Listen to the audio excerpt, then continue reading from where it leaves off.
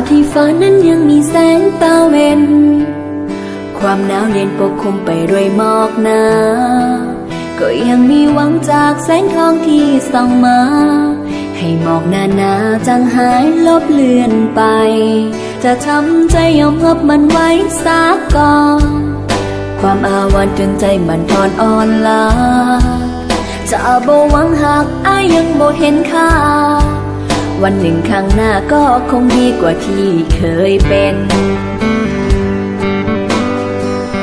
พอน้องบ่แม่นน้ำฟ้า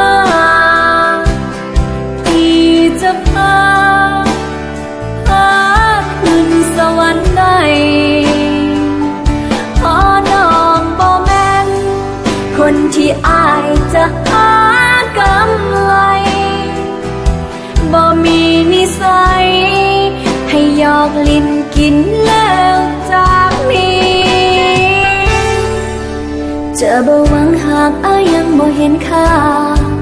ความศรัทธาฮักจริงยิ่งคนนี้ถ้าน้ำเขาว่าเป็นเศรษฐีน้องนี้ยังบ่อยากเป็นนางฟ้า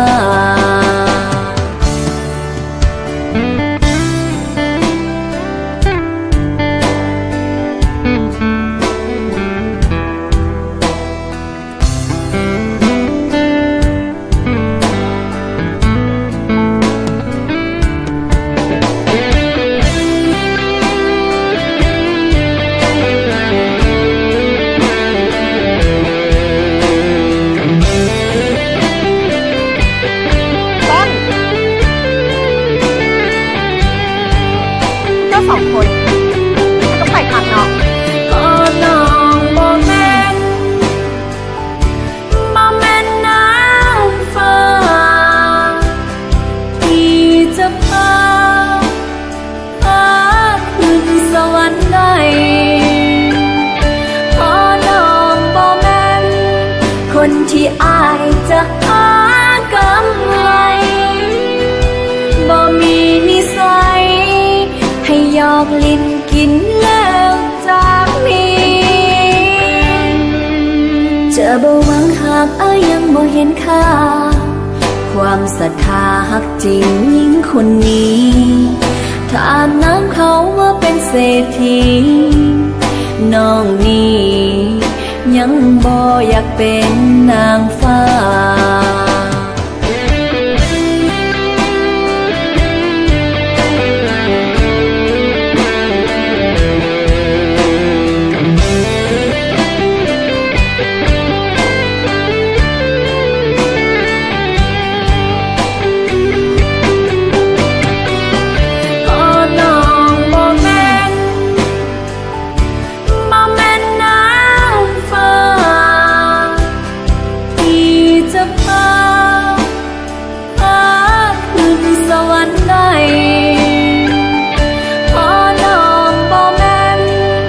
คนที่จะหากำไรบ่มีนิสัยให้หยอกลิ้นกินแล้วจากนี้จะบ่หวังหากยังบ่เห็นค่าความศรัทธาฮักจริงยิ่งคนนี้ถ้าน้ำเขาว่าเป็นเศรษฐีน้องนี้ยังบ่อยากเป็นนางฟ้ามินิก็ว่าเป็นนางฟ้าของเขาได้บอกต้นเพื่อกลับไปก็ได้เป็นอย่างเขาคอยเป็นนางฟ้าของเจ้าน้องนี้ยังบ่อยากเป็นนางฟ้า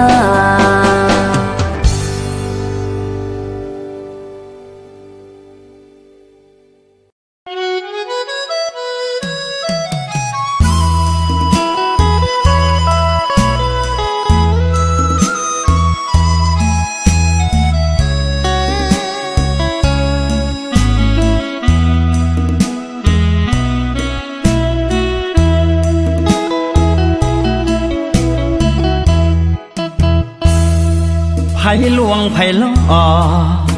ไผบอกว่าก่อนนั้นไผตัดสัมพันธ์ไผ บันทางเดินสัญญาว่าจะบ่มังเมินไผน้องล่วงเกินสัญญาก่อนไผลืมไผแท้ไผแก้โซฮักก่อนนั้นไผตัดสัมพันธ์แกล้งกันลืมไหลสัญญาที่เฮาเคยให้ไว้แต่แล้วขาดไปย้อนไผหวังลวงหลอกกันส่วนอ้ายนี้บ่เคยละเมิดสัญญาหักมันสัจวาจาบ่เคยหาทางห่างหันเมื่อเห็นน้องเมินก็เมินไปตามกันย่านเขากล่าวควันว่าสายง้อหญิงไผลืมไผก็อ่อนไผอ่อนความฮักให้มันไผตัดสัมพันธ์ปีนปั่นความจริงหัวใจสร้างหุด